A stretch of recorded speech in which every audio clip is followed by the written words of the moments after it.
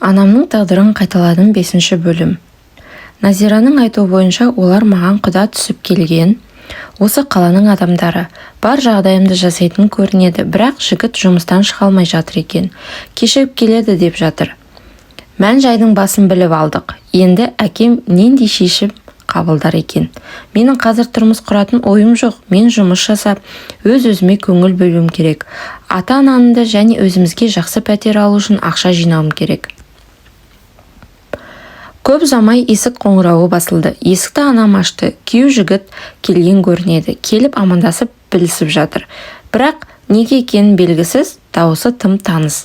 Бір жерден естіген сияқтымын. Есіктен сығалап тұрғанымда «Назима, бері кел» деген дауысты естіп шошып кеттім. Жайла шықтым да ас бөлмесіне қарай бара жаттым. Сөйтсем, дәл сол жолда мені апарып салайын деп жатқан жігіт дәл өзі. Қарап тұрып жыным келді. Ашуым шығып тұрған сонша айқалап бердім. Сен бе сонда? Өзің кешіп келе жатсаң да жолда басқа қыздарға қырындап келе жаттың. Ондай адаммен қалай отау құрмақпын? Әкем ашуыңды бас қызым деп жатты. Одан сайын ашуланып кеттім. Тіпті қаным басыма шауып жатқандай. Тіпті тоқтай алар емеспін. Бірақ уақыт та әлгі күйеу бала сымақ. Неге сонша ашуланасың? Егер сол кезде көлікке отырғанда екеуміз қазір бірге келер едік. Мен сені таныдым. Таныған соң тоқтадым. Болашақ жарым мен бірге болашақ ата-енемізге бірге көрінейік деген ниет болды.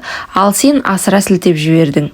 Шынымды айтсам, абдырап қалдым. Ата-анамыз да түсініп бір күліп алды. Ұялғанымнан сыртқа шығып кеттім. Қатты ыңғайсызданып қалдым. Дұрыс ойламаппын. Ашу дұшпан, ақыл дос деген осы шығар.